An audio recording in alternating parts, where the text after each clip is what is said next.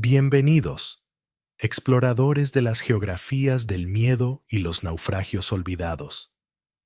Acomódense en la penumbra y preparen su alma para un viaje al fin del mundo, a un lugar donde la luz no ilumina, sino que canta, y su canción es la muerte. Hoy desenterraremos una historia que no yace bajo los cimientos de una catedral gótica, ni en las catacumbas de una ciudad antigua, sino en el lugar más desolado y brutal que uno pueda imaginar.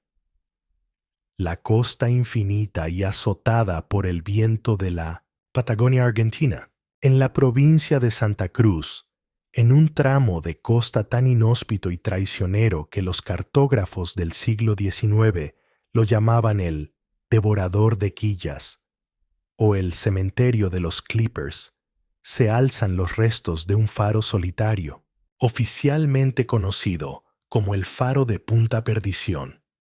Los pocos marinos y pescadores que aún navegan esas aguas peligrosas lo conocen por su nombre de leyenda, la llama solitaria. Su historia oficial, la que se cuenta en los manuales de la Armada y en los libros de historia marítima, es una de tantas tragedias patagónicas.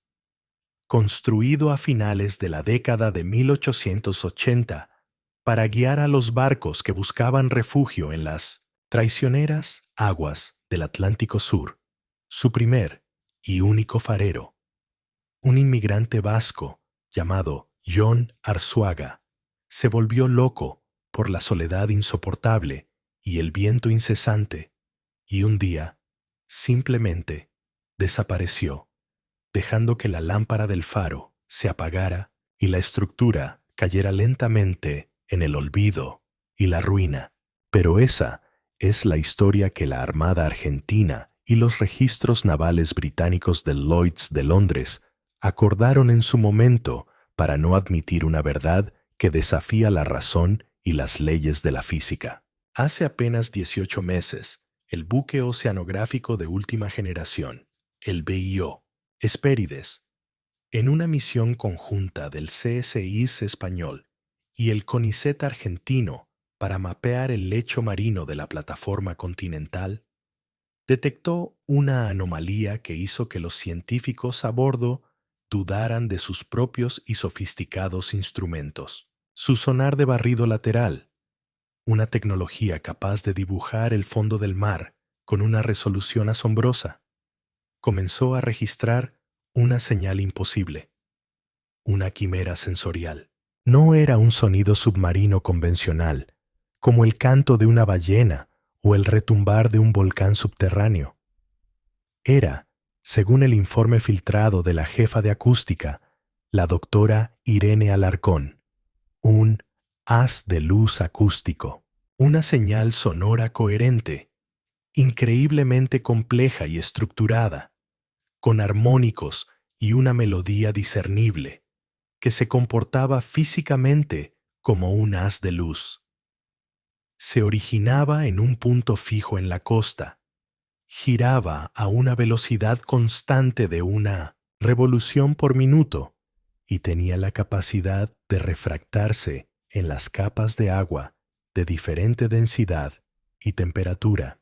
El punto de origen era, por supuesto, el faro en ruinas de la llama solitaria. La señal era, en esencia, una canción, una melodía polifónica de una belleza matemática y aterradora que de alguna manera se propagaba bajo el agua como un faro sónico, un faro que no se veía, sino que se escuchaba en las profundidades. Intrigados y profundamente desconcertados, enviaron un ROV, un vehículo operado remotamente, para investigar. A medida que el dron submarino se acercaba al área de influencia del faro, sus sistemas de comunicación comenzaron a fallar. El video se llenó de estática y su magnetómetro se volvió loco.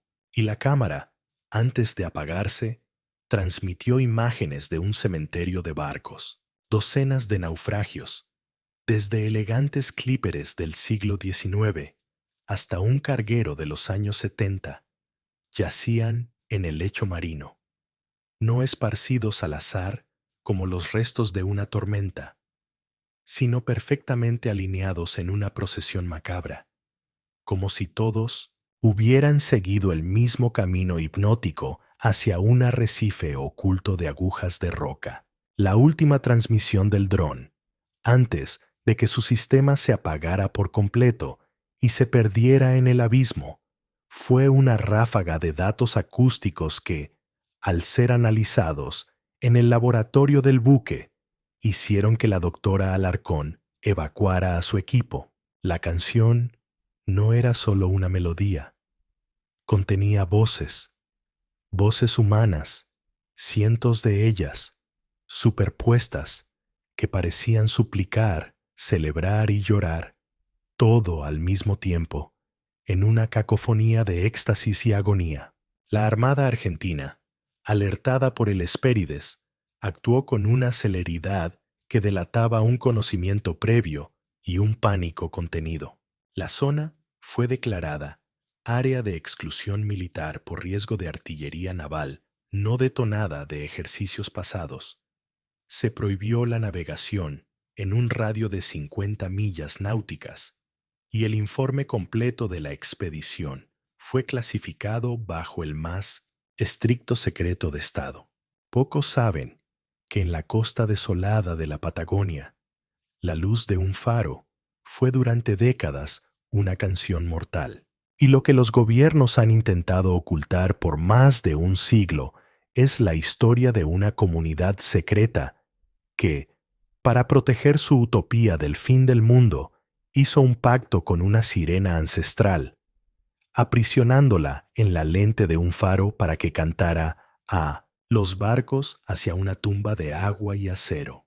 Pero antes de adentrarnos en los vientos helados y las costas grises de la Patagonia de finales del siglo XIX, antes de que esa canción imposible comience a resonar en los rincones más oscuros de su mente y a llamar a sus instintos más primarios, debo hacer una pausa y dirigirme a ustedes, la comunidad que hace posible estas expediciones a los naufragios de la historia y a las verdades sumergidas. La historia que están a punto de escuchar es un viaje a la locura, al aislamiento, a la fe pervertida y a la belleza letal del canto de una criatura de pesadilla.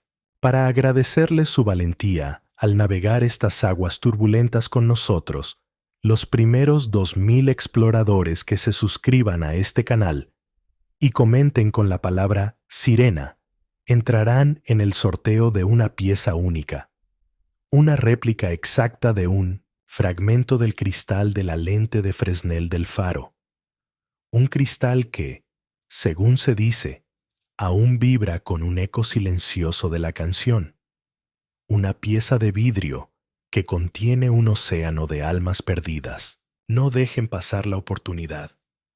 Suscríbanse ahora, únanse a esta tripulación de lo arcano y prepárense. El canto está a punto de comenzar. Ahora sí, que el rugido del mar nos sirva de telón de fondo. El viaje al fin del mundo ha zarpado. Nos transportamos a la Argentina de la década de 1880. Es una nación en un estado de ebullición, una república joven y ambiciosa que, tras décadas de sangrientas guerras civiles entre unitarios y federales, finalmente consolida su poder bajo un gobierno central fuerte y de corte positivista. La llamada Generación del 80 está en el poder, una élite ilustrada que sueña con transformar a la Argentina en una potencia europea en el hemisferio sur. La conquista del desierto, la brutal y sistemática campaña militar, liderada por el general Julio Argentino Roca, para exterminar y someter a los pueblos indígenas de la Pampa y la Patagonia, ha concluido oficialmente. La tierra, ahora limpia de sus habitantes originales, los tehuelches, ranqueles y mapuches, está siendo repartida a un ritmo febril entre terratenientes, especuladores y, sobre todo, compañías de colonización europeas que prometen traer civilización y progreso. Es una era de promesas desmedidas, de inmigración masiva, de la creencia positivista en que la ciencia, el trabajo y la superioridad de la raza europea pueden domar cualquier naturaleza, por más salvaje e indómita que sea. Y no hay lugar más salvaje, más indómito, más hostil a la empresa humana que la costa de la Patagonia. Es un paisaje de una belleza tan desoladora que se convierte en una forma de agresión. Acantilados grises y escarpados que caen a pico sobre un mar de color plomo, un océano perpetuamente agitado, azotado por los vientos catabáticos que bajan de los Andes, los famosos 40 rugientes y 50 aullantes. Es una tierra de horizontes infinitos y un silencio abrumador. Un silencio que no es paz, sino ausencia. Un silencio que puede quebrar el espíritu de un hombre o llenarlo de una extraña forma de comunión con lo primordial y lo terrible. En este escenario, en un fiordo aislado y oculto, que no aparecía en ninguna carta de navegación británica o argentina, se estableció una comunidad que era a la vez un producto de su tiempo y una aberración anacrónica. La colonia de la Nueva Hermandad no eran simples inmigrantes galeses o escoceses buscando una nueva vida. Eran los restos de una secta gnóstica y herética originaria de las Islas Frisias, en la costa entre los Países Bajos y Dinamarca. Una comunidad que había sido perseguida en Europa durante siglos por sus creencias paganas. Se autodenominaban los hijos de la marea silenciosa, los Stille Getide Kinderen en su dialecto. Su teología era una compleja y fascinante mezcla de cristianismo arriano primitivo, paganismo nórdico y una cosmología propia centrada en el mar. Creían que el océano no era una creación inerte de Dios, sino una entidad consciente, la Gran Madre, Ovralda, y que sus hijos, las ballenas, las focas y otras criaturas marinas más extrañas, eran manifestaciones de su poder. Su líder, el hombre que los guió en su éxodo a través del Atlántico en un viejo barco ballenero, era Theron Jansson. Jansson no era un pastor o un predicador. Su título era el de Guardián de la Voz. Era un patriarca de carisma hipnótico y una fe tan absoluta que rozaba la locura serena.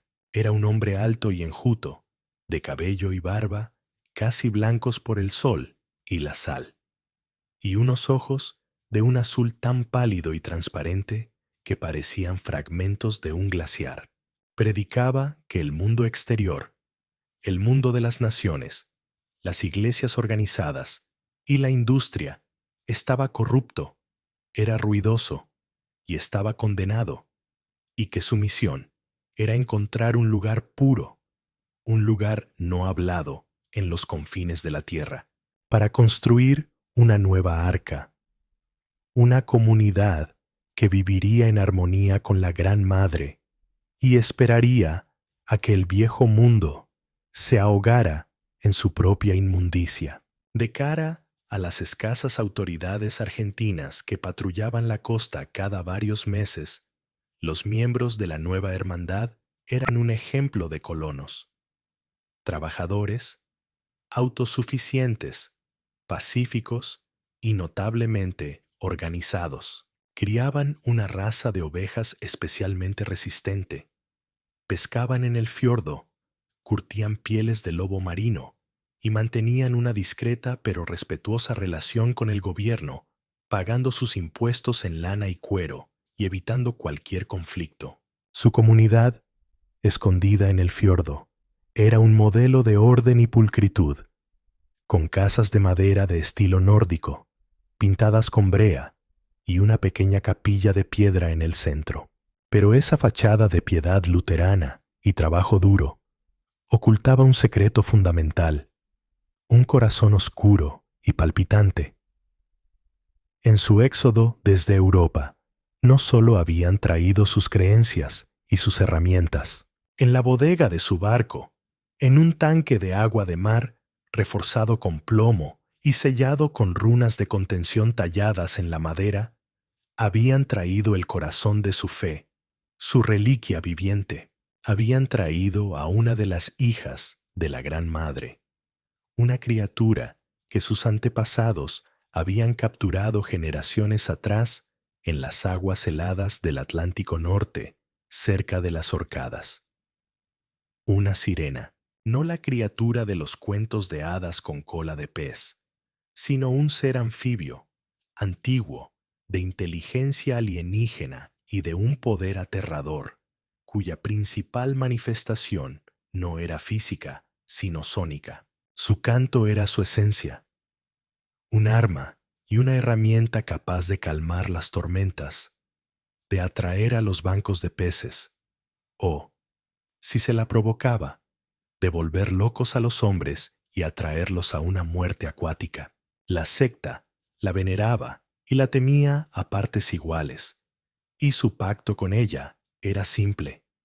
Ellos la protegían, la mantenían a salvo del mundo exterior y la alimentaban, y ella, con su poder sónico, garantizaba su supervivencia y su aislamiento. Su llegada a la Patagonia no fue un accidente.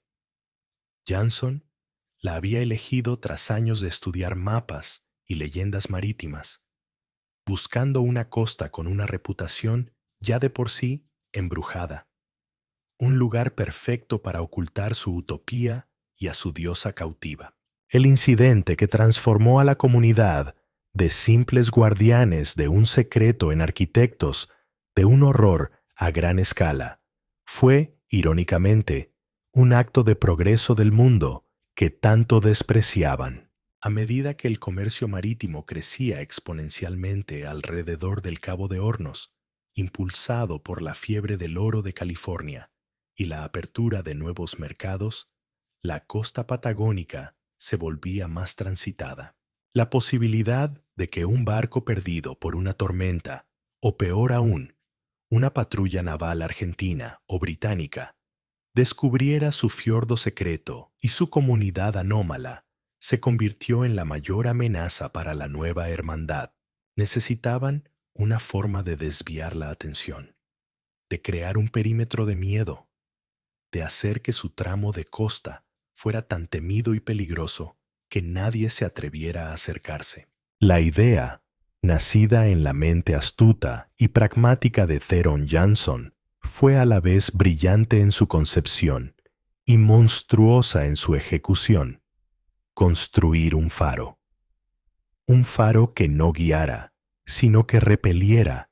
Un faro que, en lugar de ser un símbolo de seguridad y esperanza, se convirtiera en una leyenda de muerte, locura y naufragio. La construcción del faro, la llama solitaria, fue una proeza de la ingeniería comunal y de la voluntad fanática. La comunidad entera, hombres, mujeres y niños, trabajó durante 2 largos y duros años para erigir la torre de piedra en el acantilado más expuesto de la región, un lugar azotado por vientos que podían arrancar a un hombre de sus pies. Usaron sus propios recursos, extrayendo la piedra de una cantera cercana y usando la madera de los escasos bosques del interior, sin pedir ayuda al gobierno argentino, lo que en sí mismo era una declaración de independencia y secretismo. El clímax del proyecto, su momento más sagrado y terrible, fue la instalación de la linterna y, en su corazón, la magnífica lente de Fresnel de primer orden, una maravilla de la tecnología óptica del siglo XIX. La habían encargado, a través de un intermediario en Buenos Aires, y traído desde la firma Barbier, Benard y Turenne en París, a un costo que casi agotó las reservas de la comunidad. Era un laberinto de prismas y anillos de cristal, de una pureza asombrosa. Una estructura de casi 3 metros de altura, diseñada para capturar la luz de una simple lámpara de aceite y proyectarla a decenas de millas mar adentro. Pero Jansson y su círculo íntimo de ancianos no planeaban usar una lámpara de aceite. Su plan era mucho más ambicioso y blasfemo. Planeaban transferir a su diosa cautiva, la sirena, desde su oscuro tanque de contención en la bodega del viejo barco a una nueva y mucho más poderosa prisión, la propia lente de Fresnel. Creían, basándose en sus textos sagrados, que la estructura cristalina de la lente, con sus propiedades de refracción y enfoque, no sólo la contendría, sino que amplificaría y enfocaría su esencia, su canto, convirtiéndolo de una influencia local y difusa a un haz hipnótico, direccional y de largo alcance. El ritual de transferencia se llevó a cabo en la noche de un equinoccio de otoño, durante la marea más alta y una luna llena. Fue una ceremonia que fusionaba la solemnidad de un servicio religioso con la crudeza de la magia de sangre. La sirena, una criatura de una belleza terrible y antinatural, con piel pálida y luminiscente, cabello largo y oscuro como las algas, y ojos negros y sin fondo que parecían contener la sabiduría y la crueldad del océano, fue llevada en procesión solemne a la base del faro. El ritual no estaba diseñado para matarla, sino para separar su conciencia de su cuerpo físico y atarla permanentemente al cristal de la lente. Jansson recitó las antiguas letanías en su lengua frisona arcaica, una lengua gutural, llena de sonidos que imitaban el oleaje y el viento. Mientras tanto, los ancianos subieron a la sala de la linterna y trazaron runas de atadura y contención en cada prisma de la lente con una mezcla de agua de mar recogida durante la marea alta y su propia sangre, ofrecida voluntariamente. El momento culminante requería un catalizador, un sacrificio de transición para sellar el vínculo. Eligieron a uno de los miembros más jóvenes de la comunidad, un muchacho de 16 años llamado Lars, que no pertenecía al círculo de los creyentes más fanáticos y que había sido sorprendido intentando construir una pequeña balsa para escapar de la colonia. Lo llevaron a la cima del faro, a la sala de la linterna. Mientras la conciencia de la sirena era forzada desde el agua hacia el cristal, el muchacho fue obligado a mirar directamente al corazón de la lente. Lo que vio en ese instante, una eternidad de conocimiento oceánico, soledad y furia, lo enloqueció de una forma tan absoluta que fue más allá de la comprensión humana. Su grito, un alarido de puro terror psíquico, fue el sonido de anclaje que selló el pacto entre la entidad y su nueva prisión de cristal. Tras el grito, Lars dejó de ser él mismo. Sus ojos se quedaron vacíos, lechosos. Sin decir una palabra, con una calma espantosa, caminó hacia el balcón exterior de la linterna y se arrojó al mar embravecido que rompía contra las rocas 100 metros más abajo. Su muerte fue registrada en el diario de la comunidad como un accidente trágico, un alma joven abrumada por la grandeza de la obra de la madre. Pero los ancianos sabían la verdad. No fue un accidente. Fue la primera víctima del faro, y su alma, la primera ofrenda que alimentaría la luz. Esa noche, por primera vez, La llama solitaria se encendió, pero la luz que proyectaba no era una simple llama de aceite. Era un resplandor pálido, verdoso, fosforescente y pulsante. Y para los que estaban en el mar, la luz no solo se veía, se oía, como una canción hermosa, irresistible y mortal, con el faro, la llama solitaria, plenamente operativo.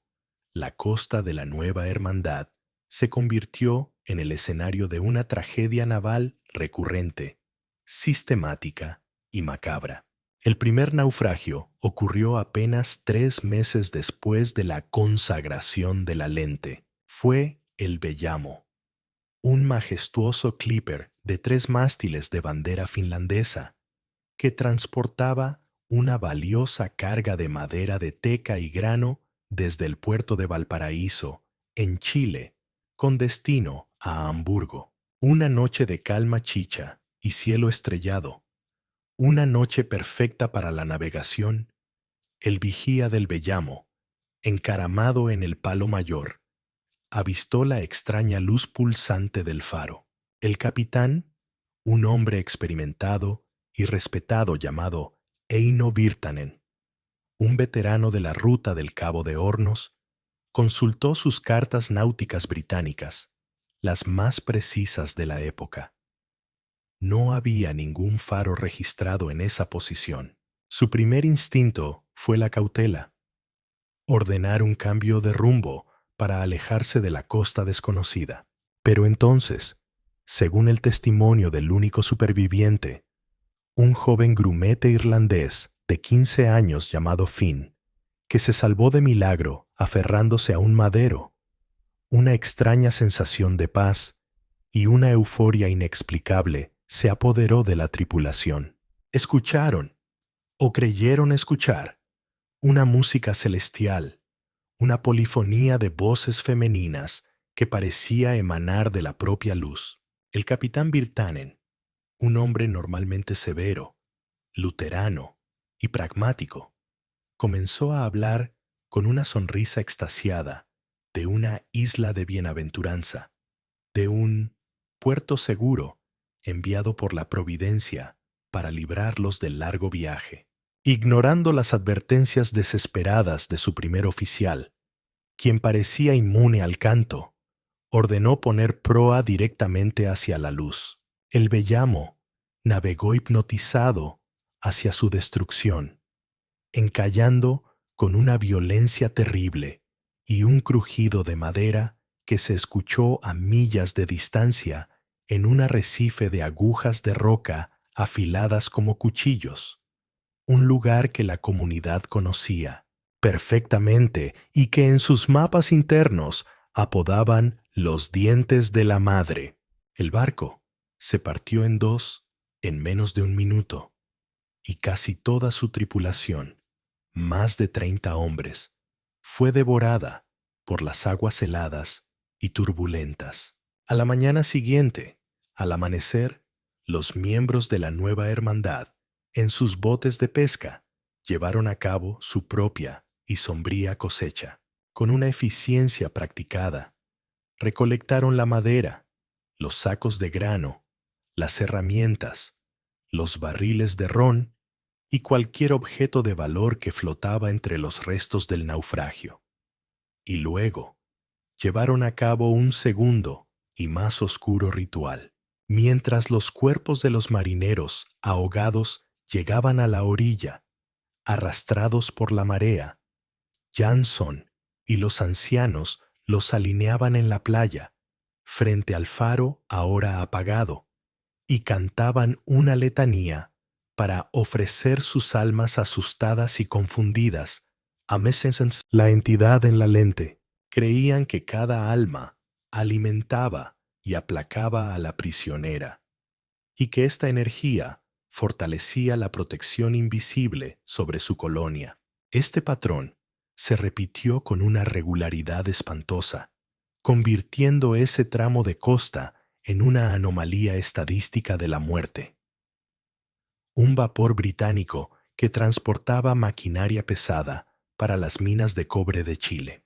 una goleta ballenera de Nantucket que regresaba a casa con sus bodegas llenas de aceite.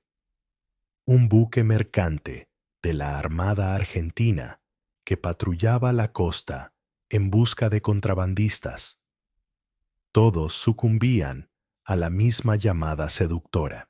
Los capitanes, en sus últimos momentos registrados en los cuadernos de bitácora recuperados, parecían enloquecer, escribiendo sobre música divina, islas paradisíacas y ángeles que los llamaban desde la costa, guiando a sus barcos, a menudo en contra de la lógica y de las protestas de parte de su tripulación, directamente hacia las rocas. La leyenda de la llama solitaria y la costa maldita de Punta Perdición creció en los puertos de todo el mundo, susurrada en las tabernas de Liverpool, Hamburgo y Boston. Los marinos se santiguaban al oír su nombre. Las compañías de seguros, como la prestigiosa Lloyd's de Londres, comenzaron a triplicar las primas para cualquier barco que se atreviera a navegar por esas aguas, marcándolas en sus cartas como una zona de riesgo extremo e inexplicable.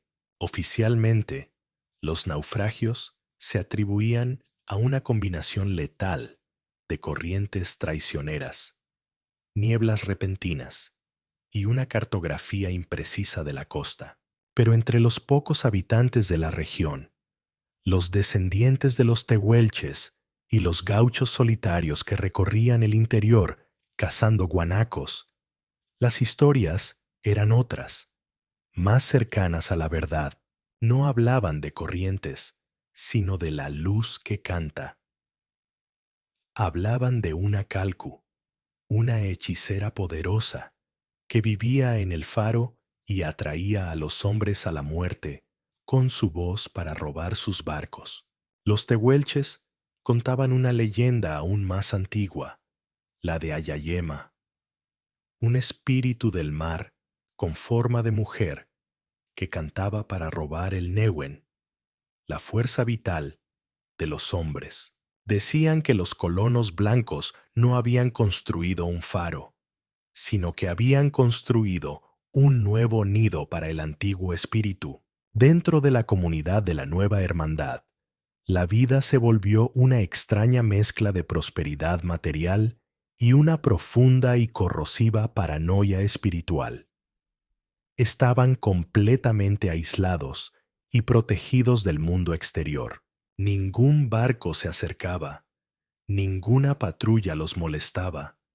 Sus almacenes estaban llenos de bienes rescatados de los naufragios, pero el precio era una vigilancia constante y un sacrificio interno. El faro requería un farero, un miembro de la comunidad que viviera en la torre, no para mantener la lámpara encendida, sino para comulgar con la entidad, para apaciguarla con cantos y oraciones en la lengua antigua, y para asegurarse de que su poder no se descontrolara y se volviera contra ellos. El aislamiento y la proximidad constante a la presencia psíquica de la sirena tenían un coste terrible en la mente humana.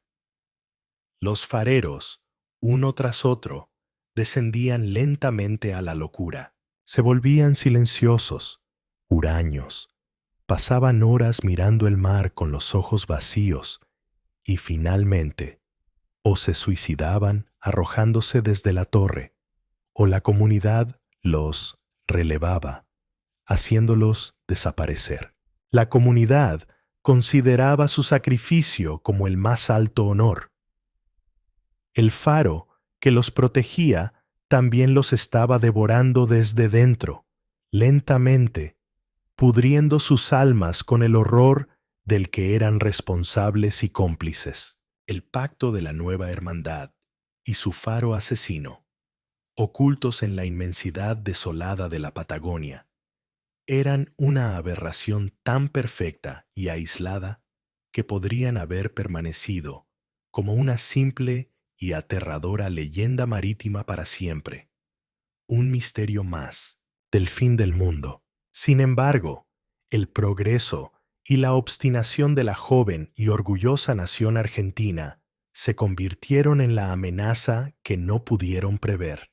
La creciente y alarmante cantidad de naufragios en un punto tan específico de su costa se convirtió en una vergüenza nacional, un agujero negro en sus mapas que socavaba su pretensión de soberanía, y un problema estratégico para la Armada Argentina. No podían simplemente declarar la zona como maldita o intransitable. Tenían que imponer el control del Estado, demostrar que ninguna fuerza, natural, humana o de otro tipo, podía desafiar la autoridad de la República. Después de que un prometedor buque de guerra, la corbeta Ara Paraná, se perdiera con toda su tripulación de más de 100 hombres, tras reportar por última vez su posición cerca de Punta Perdición, la paciencia del almirantazgo en Buenos Aires se agotó. Se decidió organizar una expedición de investigación exhaustiva, una misión sin precedentes, no solo naval, sino también terrestre. La misión fue confiada a un hombre que era la antítesis de la superstición, la irracionalidad y el caos, el capitán de fragata Benjamín Correa. Correa era un hombre forjado en la disciplina más estricta y en la fe ciega en la ciencia, un veterano condecorado de la brutal guerra del Paraguay, donde había visto los peores horrores de la violencia humana. Era también un brillante cartógrafo e hidrógrafo, formado en las academias navales de Inglaterra, donde había aprendido a reverenciar los datos y la observación empírica. Era un positivista convencido, un hombre que creía en los hechos, las mediciones, los cálculos y la lógica implacable. Para él, el mar era un sistema complejo, pero descifrable, de corrientes, vientos, mareas y profundidades que podían y debían ser comprendidos, mapeados y, en última instancia, dominados. Las leyendas de marineros sobre sirenas, barcos fantasma y luces malditas le parecían el producto de mentes debilitadas por el ron, el escorbuto y la aplastante soledad del océano. Era un hombre de unos 40 años, de rostro severo y anguloso, una mirada penetrante que parecía medir y analizar todo lo que veía, y una reputación de ser incorruptible, tenaz y tan obstinado como un ancla aferrada al lecho marino. Su misión era clara, precisa y no admitía fracaso: viajar a Punta Perdición, establecer un campamento base fortificado y llevar a cabo un estudio completo y definitivo de la zona. Debía sondear las profundidades para crear una carta náutica que no dejara lugar a dudas, analizar las corrientes con los últimos correntómetros, registrar los patrones climáticos y, lo más importante, investigar al solitario faro, la llama, solitaria, y a la misteriosa comunidad de colonos que supuestamente lo operaba. El almirantazgo sospechaba que la causa más probable de los desastres era una combinación letal de un faro mal posicionado, quizás construido por aficionados, y la posible hostilidad de esos colonos aislados. La teoría más aceptada era que se trataba de náufragos profesionales, o wreckers, como los de la costa de Cornualles, que apagaban o desviaban la luz deliberadamente para provocar los accidentes y luego saquear los restos. Correa zarpó de Buenos Aires con un pequeño equipo de topógrafos, un médico de la Armada y una escolta de 20 infantes de marina bien armados, preparado para enfrentarse a la naturaleza hostil. a la ignorancia de los colonos y, si era necesario, amé su criminalidad. No estaba preparado en absoluto para enfrentarse a un horror que desafiaría cada uno de los principios de la física y la razón sobre los que había construido su vida y su carrera. La investigación del capitán Benjamín Correa comenzó con la fría y metódica precisión de un relojero desarmando un mecanismo complejo. Tras establecer un campamento fortificado a una distancia segura de la costa, en el límite de la zona que sus guías locales, gauchos e indígenas tehuelches, se negaban a traspasar, refiriéndose a ella como Tierra Mala, inició una fase de observación sistemática a distancia. Durante semanas, su equipo y él utilizaron los más modernos teodolitos y cronómetros para triangular la posición exacta del faro, confirmando que, desde un punto de vista puramente geográfico, su ubicación era correcta. Estaba situado en el punto más saliente del acantilado, precisamente donde un faro sería más útil para advertir del peligroso arrecife. Sin embargo, notó la primera anomalía, un detalle que lo inquietó profundamente: la secuencia de la luz. No era un destello constante ni un patrón rítmico simple, como el de otros faros que conocía. Era una pulsación compleja, casi orgánica, que parecía cambiar sutilmente de intensidad y frecuencia cada noche, como si estuviera respirando. Su siguiente paso fue una aproximación cautelosa y oficial a la comunidad de la nueva hermandad. Fue recibido en la entrada del fiordo por el propio Theron Jansson, quien se presentó como el simple líder electo de una comunidad de granjeros devotos. Jansson fue cortés, hospitalario de una manera fría y formal, pero impenetrable. Respondió a las preguntas directas de Correa sobre los naufragios con evasivas educadas y una retórica fatalista, atribuyéndolos a la voluntad de Dios y a la furia impredecible del mar Patagónico. Correa, un agudo observador de hombres, notó la atmósfera extraña y opresiva de la colonia. La disciplina férrea que parecía más propia de un cuartel que de una granja. La ausencia total de risas o juegos entre los niños. La forma en que todos, incluso los más ancianos, parecían evitar el contacto visual directo y la veneración casi temerosa con la que hablaban del padre Terón y del faro. El capitán no era un hombre impresionable, pero la sensación de estar en un lugar fuera del tiempo, un lugar gobernado por reglas invisibles y sofocantes, era innegable. La investigación dio un giro cuando Correa, frustrado por la falta de cooperación de Jansson, decidió explorar los alrededores por su cuenta, desoyendo las advertencias. En una de sus expediciones por la costa, encontró un pequeño campamento de tehuelches, uno de los últimos clanes nómadas que no habían sido exterminados ni confinados en reservas. Al principio, los indígenas se mostraron hostiles, viendo a sus hombres uniformados como una amenaza. Pero Correa, que había estudiado las costumbres locales en preparación para su misión, se acercó a ellos solo, desarmado, y les ofreció regalos de tabaco, yerba mate y telas, mostrando respeto por su anciano líder, el chamán Koshkil. Tras varios días de tensa diplomacia, Koshkil finalmente accedió a hablarle.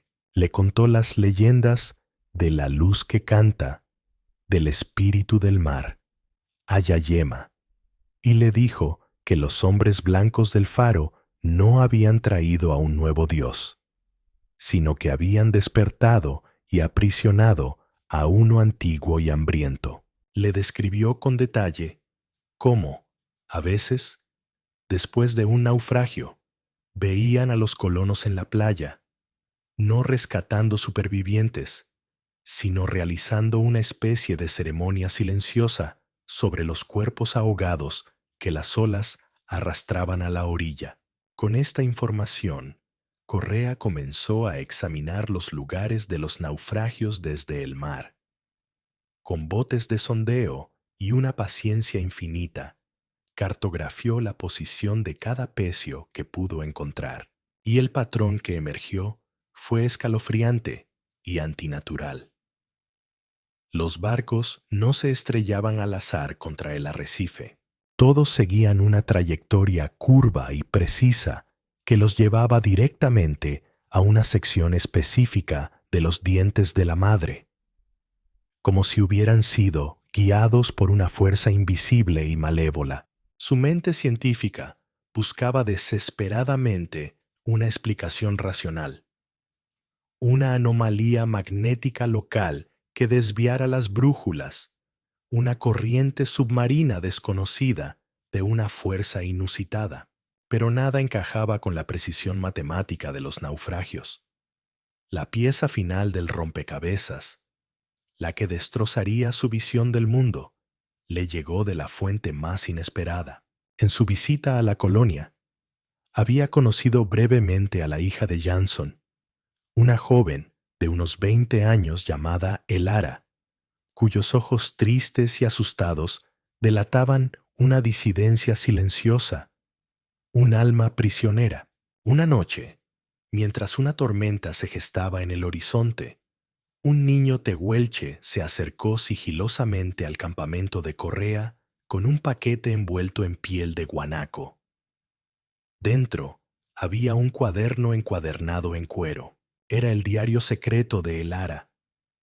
La joven, incapaz de escapar físicamente de la tiranía de su padre y de la locura de su comunidad, había decidido dejar un testimonio, con la vaga esperanza de que algún día alguien del mundo exterior lo encontrara. El diario era una crónica detallada y lúcida del horror.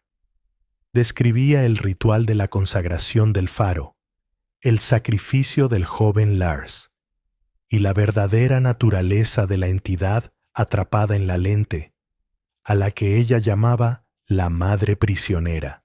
Describía cómo la comunidad alimentaba a la sirena con las almas de los marineros para mantenerla satisfecha y cómo, a cambio, la entidad creaba una burbuja de paz a su alrededor, alterando el clima local para darles buenas cosechas y manteniendo a raya a los extraños con su canto mortal. Y lo más aterrador, describía con una precisión poética el canto de la luz. No es una luz real la que emite el faro, escribió Elara. Es la voz de la prisionera hecha visible, es su anhelo y su furia convertidos en fotones. Es una canción que no se oye con los oídos, sino directamente con el alma. Promete a cada hombre lo que su corazón más desea. Al solitario, compañía. Al avaro, tesoros. Al cansado, descanso. Al piadoso, el paraíso. Teje una ilusión a medida en sus mentes y los guía, felices y ciegos, hacia las rocas. Mi padre no construyó un faro, construyó un instrumento de caza, y las almas de los hombres son su presa. Fue entonces, leyendo esas palabras a la luz de un candil, mientras el viento patagónico aullaba fuera de su tienda como un animal herido, cuando el capitán Benjamín Correa tuvo su momento de revelación. Su mundo, construido sobre la lógica, la física y la cartografía, se hizo añicos. Se dio cuenta de que no se enfrentaba a un faro defectuoso ni a una secta de criminales. Se enfrentaba a un arma sobrenatural, a una abominación que usaba la tecnología más avanzada de su tiempo, una lente de Fresnel de primer orden, para amplificar y dirigir la magia más antigua y oscura del mundo. El faro no era un edificio, era una trampa de luz y sonido, y estaba a punto de cazar de nuevo.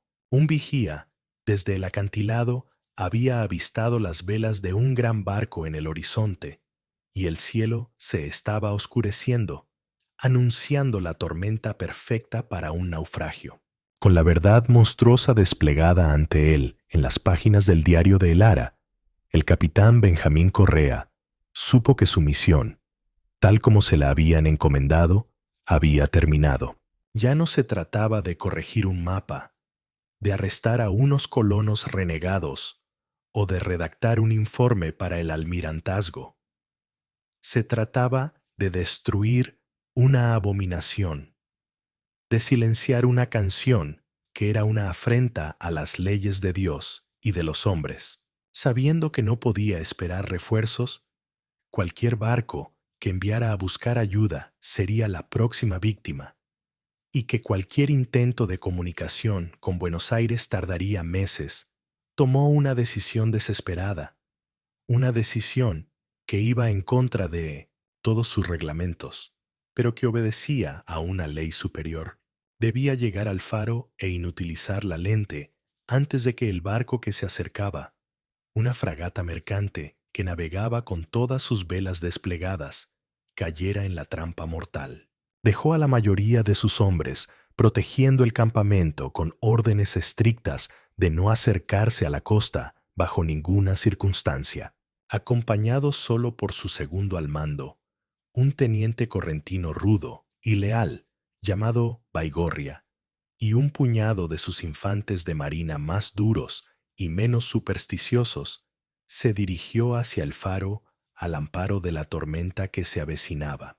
La aproximación fue una pesadilla sensorial. El viento aullaba con una furia increíble, y la lluvia helada, casi aguanieve, los azotaba hasta los huesos. Pero a medida que se acercaban al faro, el sonido de la tormenta, el rugido del viento y el estruendo de las olas comenzó a disminuir, reemplazado por esa quietud antinatural y opresiva. Aunque la fuerza del viento seguía siendo la misma, era como caminar dentro de una burbuja de silencio en medio de un huracán. Una experiencia tan desorientadora que varios de sus hombres sintieron náuseas y vértigo. Llegaron a la base del faro y encontraron la pesada puerta de hierro cerrada, con una tranca desde dentro. No tuvieron más remedio que usar una pequeña carga de pólvora para abrirla. Un sonido sordo y contenido que, sin embargo, en ese mundo de silencio, debió de sonar como un cañonazo para los habitantes de la torre. Correa y sus hombres irrumpieron en el faro y comenzaron el ascenso por la estrecha y claustrofóbica escalera de caracol. En cada nivel se encontraron con la resistencia de los miembros de la nueva hermandad, hombres y mujeres de aspecto apacible, granjeros y pescadores, que luchaban con una ferocidad fanática, una fuerza que no parecía natural, usando herramientas de granja, arpones y cuchillos de pesca como armas. La lucha fue brutal y extrañamente silenciosa. Una serie de forcejeos, golpes sordos y quejidos ahogados en la estrecha escalera, mientras la luz pulsante de la linterna se filtraba por las rendijas, proyectando sombras danzantes y grotescas. Finalmente, Correa, Baigorria y dos infantes más, heridos y exhaustos, llegaron a la cima, a la sala de la linterna. La escena que los recibió era surrealista, una mezcla de templo y laboratorio. Theron Johnson estaba de pie frente a la gigantesca y hermosa lente de Fresnel, que pulsaba con una luz pálida, lechosa y verdosa. No estaba solo. A su lado estaba el farero de turno, un hombre de ojos vacíos que se mecía al ritmo de una melodía inaudible, y la joven Elara, a quien su padre sujetaba por el brazo como si fuera un escudo o una ofrenda. La sala no estaba en silencio. Estaba llena de un sonido que no se oía, sino que se sentía. una vibración profunda y resonante que penetraba en el cráneo y en el pecho, una melodía infinitamente compleja y seductora que prometía paz, realización y el fin de todo sufrimiento. Correa sintió cómo su determinación flaqueaba, como un deseo abrumador de dejar las armas, de arrodillarse y simplemente escuchar esa canción celestial lo invadía. «Capitán, no escuche, mire el suelo», le gritó Baigorria, que parecía menos afectado, quizás por su naturaleza más simple y terrenal. Jansson se giró, su rostro sereno, casi beatífico, iluminado por la luz pulsante. «Capitán Correa, ha llegado justo a tiempo para la cosecha. ¿No lo siente? La madre canta. Canta para el barco que se acerca, un vapor cargado de almas frescas para alimentarla y fortalecer nuestro santuario. Ustedes también pueden unirse a su paz. Entreguen sus armas, entreguen su voluntad y encontrarán el descanso que tanto anhelan sus almas cansadas». «Esto no es paz, es esclavitud», gritó Correa, luchando contra la influencia de la canción, concentrándose en la ira. «Ha esclavizado a esta criatura y ahora esclaviza las almas de los hombres para su utopía de locos». Jansson sonrió, una sonrisa de compasión y superioridad. «La voluntad débil debe servir a la voluntad fuerte. Es la ley de la naturaleza, la ley de la madre. Nosotros la servimos, y ella nos protege del mundo corrupto y ruidoso que usted representa. Este faro es nuestra salvación, nuestra arma y nuestro templo sagrado». Correa sabía que no podía razonar con un fanático. Tenía que destruir la lente. Ordenó a sus hombres que abrieran fuego. Las balas de sus fusiles Remington rebotaban en el grueso cristal de los prismas con chispas, como si fuera acero. La lente parecía protegida por una barrera de energía sobrenatural. En ese momento de desesperación, Correa recordó algo que había leído en un manual de óptica sobre las lentes de Fresnel. Su inmensa poder de enfoque también era su mayor debilidad, el punto focal, el corazón donde toda la luz se concentra. Era un punto de una tensión estructural inmensa. Si lograba dañarlo, la estructura entera podría colapsar. Mientras Baigorria y los infantes contenían a los cultistas, Correa corrió hacia la compleja maquinaria de rotación de la lente. Con la culata de su fusil, comenzó a golpear desesperadamente los engranajes de bronce, intentando detener el giro, para poder apuntar al corazón de la lente. Jansson, al ver sus intenciones, se abalanzó sobre él con la fuerza de un oso. La lucha fue la de dos mundos: el hombre de ciencia contra el sumo sacerdote de un dios pagano, en la cima de una torre en el fin del mundo. Finalmente, Correa logró trabar el mecanismo con una bayoneta. La lente se detuvo, su haz mortal ahora fijo en el mar, y en ese instante vio en el centro del cristal no una llama, sino una imagen distorsionada y temblorosa, la figura de una mujer, de una belleza y una tristeza infinitas, atrapada en el interior. Apuntó su revólver reglamentario al centro exacto de esa imagen y disparó toda la carga. Los 6 disparos del revólver del capitán Correa no rompieron la lente al instante. Las balas de plomo se aplanaron contra la superficie del prisma central, el corazón óptico de la estructura, pero el impacto concentrado y brutal fue suficiente para crear una red de microfracturas, una herida en la prisión de cristal. Y esa pequeña herida fue todo lo que la entidad prisionera necesitaba.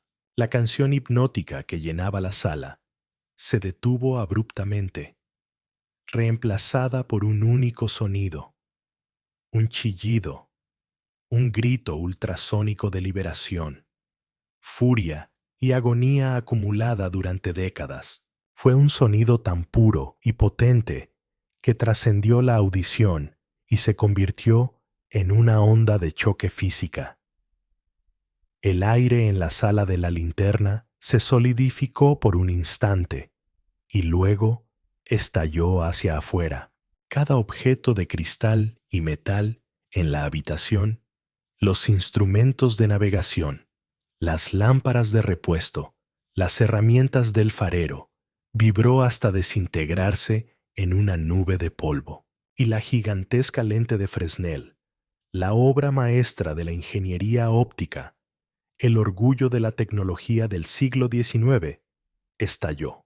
No fue una simple rotura, fue una detonación, una explosión hacia adentro y hacia afuera en una lluvia de 1.000 millones de dagas de cristal afilado que barrieron la habitación. Theron Johnson, que estaba justo al lado de la lente, intentando protegerla con su propio cuerpo, fue literalmente desollado, destrozado por la metralla de vidrio. El farero enloquecido se desintegró en el acto.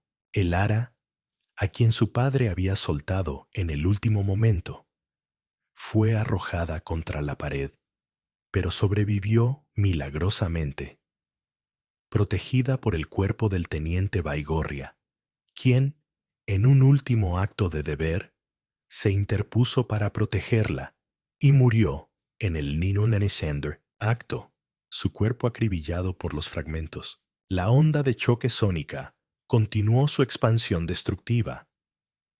El techo de cobre de la linterna se desprendió de la torre y salió volando hacia la noche como el tapón de una botella. La torre de piedra, la sólida estructura que había resistido los peores vientos de la Patagonia, sometida a una vibración imposible, comenzó a desarrollar grietas masivas que subían desde la base. Correa, aturdido, sangrando por los oídos y con múltiples cortes, agarró a la traumatizada Elara y la arrastró hacia las escaleras. El descenso fue una carrera contra la muerte, mientras el faro se desmoronaba a su alrededor. Las escaleras de hierro arrancándose de las paredes y las piedras cayendo como proyectiles. Lograron salir de la base del faro justo cuando la estructura entera de la llama solitaria, con un gemido final de piedra torturada, colapsaba sobre sí misma, hundiéndose en un montón de escombros y polvo con un estruendo atronador, un sonido final y definitivo que marcó el fin de una era de silencio impuesto. La entidad, la sirena, su conciencia ahora libre de la prisión de cristal, pero probablemente desorientada y debilitada por su largo cautiverio y la violenta liberación, se desvaneció en el mar embravecido. Su canción ya no se oía. El silencio que quedó después no era el silencio opresivo y expectante de antes, sino el silencio natural y caótico de la Patagonia en una noche de tormenta. A lo lejos, en el mar, el barco que se acercaba, liberado del influjo hipnótico justo a tiempo, viró bruscamente y con las velas rasgadas por la tormenta, logró evitar los arrecifes y escapar hacia aguas seguras. La historia oficial, como siempre, fue una construcción cuidadosamente diseñada, una narrativa de conveniencia para ocultar una verdad inasumible. La Armada Argentina concluyó oficialmente que el faro, de construcción defectuosa y no autorizada por las autoridades navales, había colapsado durante una tormenta de una violencia sin precedentes. El capitán Correa Fue aclamado como un héroe por haber intentado advertir a la comunidad y por haber rescatado a la única superviviente, la joven Elara Jansson. Su informe detallado sobre la verdadera naturaleza del faro, un manuscrito de más de 100 páginas que describía el canto de la luz, la entidad prisionera y la teología de la secta, fue considerado por un comité de sus superiores como el producto del estrés postraumático y el delirio patagónico. Fue clasificado como secreto militar y enterrado en los archivos más profundos del Ministerio de Marina, con una nota adjunta recomendando que el capitán Correa fuera ascendido por su valentía, pero asignado a un puesto administrativo en la dirección de hidrografía en Buenos Aires por el resto de su carrera, lejos del mar y de sus recuerdos. La verdad sobre el faro que cantaba a la muerte fue silenciada, y su historia se convirtió en una nota a pie de página en los anales de los naufragios de la Patagonia. Los años se convirtieron en décadas. La Patagonia fue finalmente domada, poblada con estancias ovejeras, pozos petroleros y ciudades portuarias. Se construyeron nuevos y eficientes faros, operados por la Armada. Las ruinas del faro de Punta Perdición fueron erosionadas por el viento y el mar hasta convertirse en un mero montículo de piedras en un acantilado olvidado, un lugar al que solo llegaban los cormoranes y los lobos marinos. La historia de la llama solitaria se desvaneció de la memoria de los marinos y se convirtió en un cuento para asustar a los turistas, una leyenda local sin fundamento, como tantas otras. La comunidad de la nueva hermandad se desintegró por completo, sin la protección de su diosa y sin la guía fanática de su líder.